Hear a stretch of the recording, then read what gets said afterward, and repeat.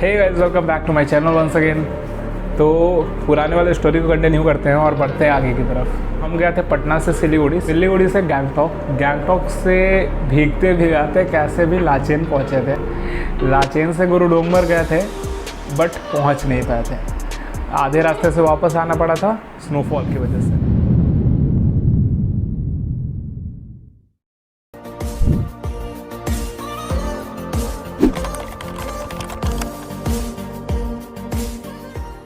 तो अब आगे की स्टोरी। तो सुबह उठते ही कड़ाके की धूप।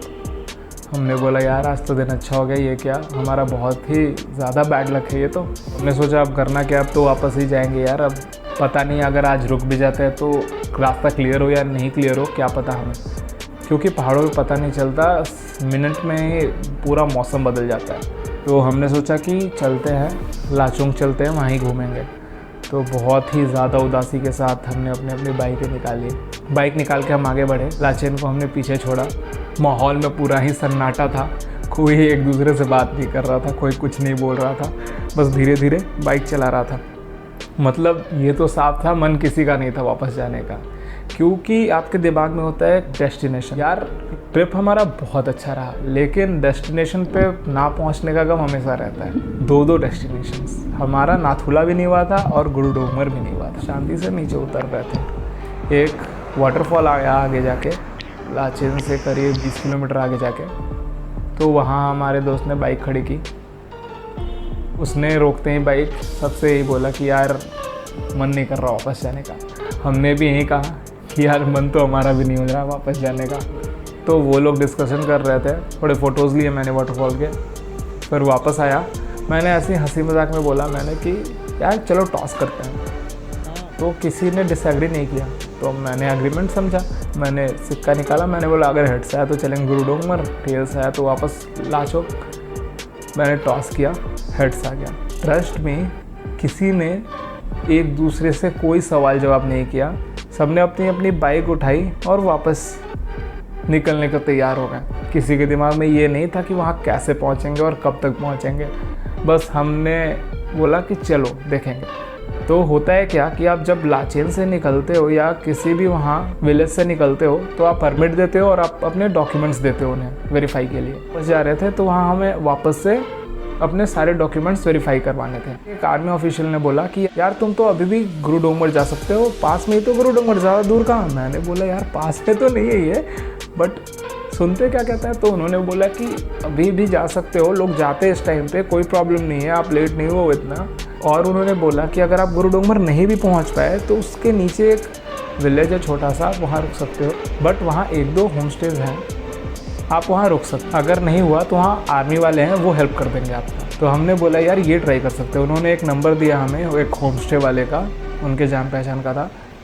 तो वहाँ से हम बाइक लेके निकल गए। करना क्या था, हमने बाइक भगाई फुल स्पीड में। लाचेन विलेज कब क्रॉस हुआ हमें पता भी नहीं चला।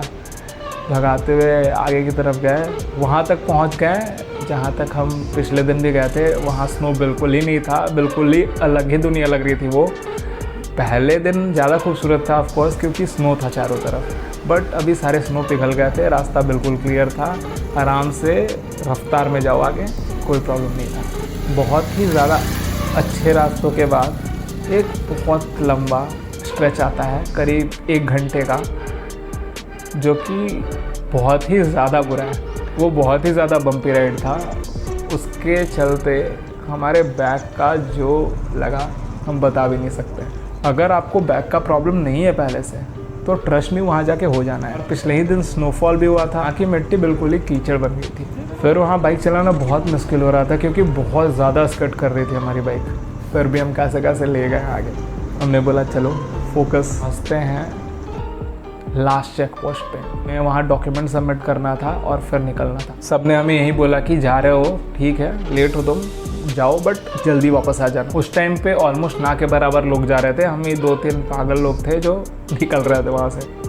तो हमने लिया वहाँ से परमिशन और भगाते हुए ले गए बाइक। लास्ट चेक पोस्ट के बाद रास्ता बहुत ही ज़्यादा औसम है, बहुत ही खूबसूरत रास्ता। इतना खूबसूरत रोड मैंने देखा ही नहीं था आज तक, क्योंकि सामने तुम्हारे पहाड़ होता है, ऊपर नीला आसमान, अलग ही फील आता है वो। और बाइक पे ट्रैवल करने की एक सबसे अच्छी बात यह है कि बाइकर्स एक दूसरे को देख कर अलग स्पिरिट में आ जाते हैं। एक दूसरे को सारे बाइकर्स वेव करते हुए जाते हैं। बहुत ही ज़्यादा अच्छा माहौल होता है वहाँ। बाइकें बहुत कम दिख रही थी, गाड़ियाँ तो ना के बराबर है वहाँ।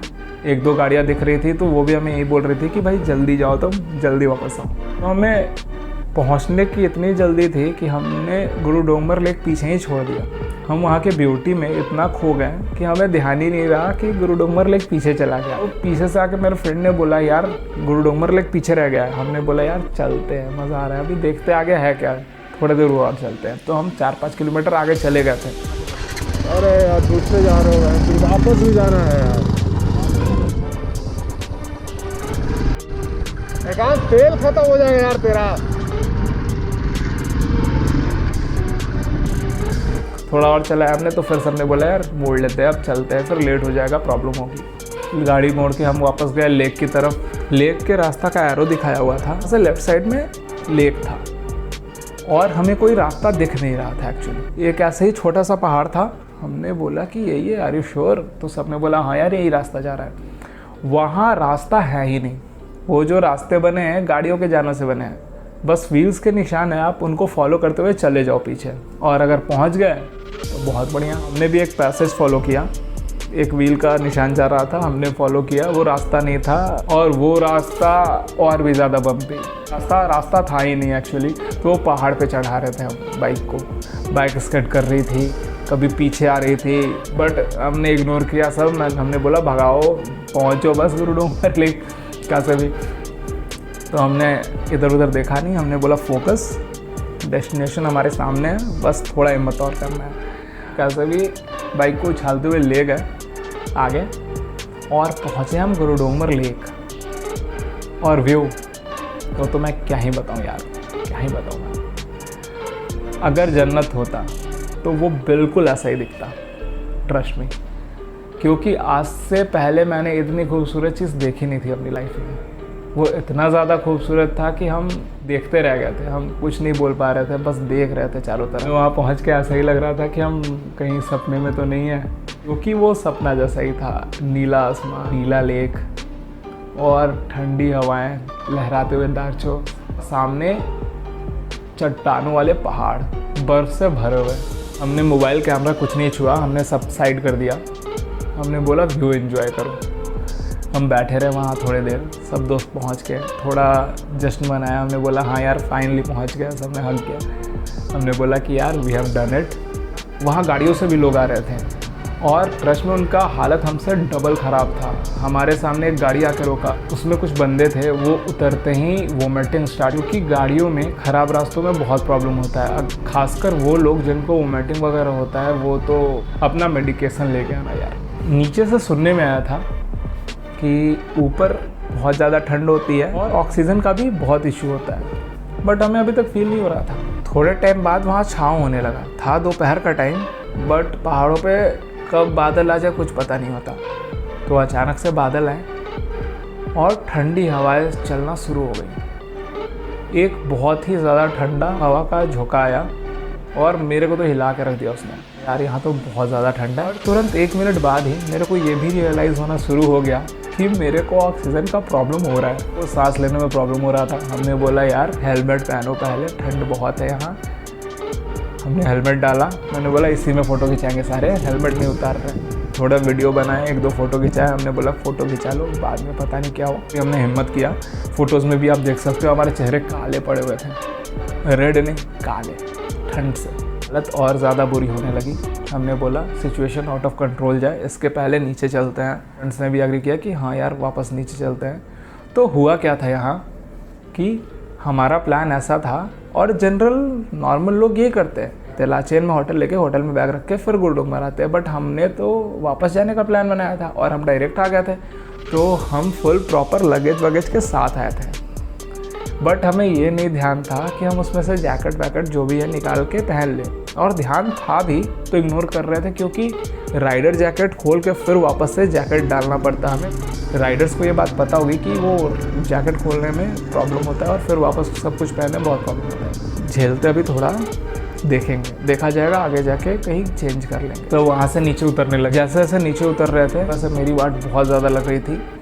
बाइक मैंने तेज़ कर दिया था। मेरे दिमाग में ये था कि जल्दी चेक पोस्ट पे पहुँचो, वहाँ कैंटीन है, वहाँ चिमनी जल रहा था, वहाँ बैठेंगे, सही हो जाएगा सब। मेरा फ्रेंड चीख भी रहा था कि यार चेंज कर लेते यहाँ रुक के, बट मेरे को कुछ सुनाई नहीं दे रहा था ट्रस्ट में। मैं बिल्कुल नम हो गया था और चेस्ट मेरा पूरा ठंडा हो गया। मेरे को वो फील हो रहा था।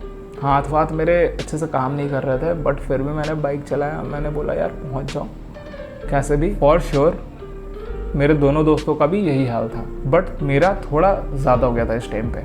तेज़ भगाया। मैंने बोला यार यहाँ रुकूंगा तो और प्रॉब्लम हो जाएगा मेरे को लगता है, तो कैंटीन ही चलते सीधे। चेक पोस्ट पे कैंटीन है, वहाँ बैठेंगे तो मे बी थोड़ा बेटर फील हो। तो मेरे को समझ नहीं आ रहा था कि मेरे साथ आगे होने वाला क्या। पहुँचे कैंटीन, होश तो इतना भी नहीं था कि बाइक हम स्टैंड पे लगा पाए, बट हिम्मत जुटाया, कैसे भी बाइक को स्टैंड पे लगाया, लॉक किया, जाके बैठे चिमनी के पास। चिमनी का एग्जॉस्ट था जो कि बाहर निकल रहा था। ग्लव्स खोल के मैंने उस पर हाथ रख दिया, बट मुझे कुछ फील ही नहीं हुआ। वो भी मेरे को चिल्ड लग रहा था क्योंकि मेरा हाथ बहुत ही ज़्यादा चिल्ड हो गया था। मैंने कॉफ़ी ऑर्डर किया। मेरा हाल देख के समझ रहे थे वो कि मैं बहुत बुरे हाल में हूँ। और एक दो लोग वहाँ बैठे हुए थे सर झुकाए, उनकी भी हालत बहुत बुरी थी। उसने बोला कि जा कपड़े चेंज कर ले, थोड़ा स्वेटर वगैरह पहन ले अंदर, तो यू विल फील बेटर।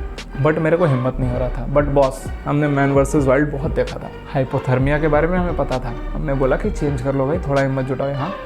मैं गया, जाके कपड़े चेंज किए, मैगी खाया, कॉफ़ी पिया, तब जाके थोड़ा सही लगा मेरे को।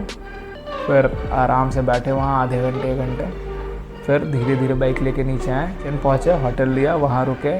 हमने बोला यार we have done it, celebrate किया उस दिन। हमने बोला कि हो गया यार। बस वहाँ से गैंगटॉक में स्टे। उसके बाद हम चले गए किशनगंज अपने फ्रेंड के यहाँ, वहाँ रुके हम, और उसके बाद अगले दिन घर। तो ये था हमारा trip to north east. Hope you liked it.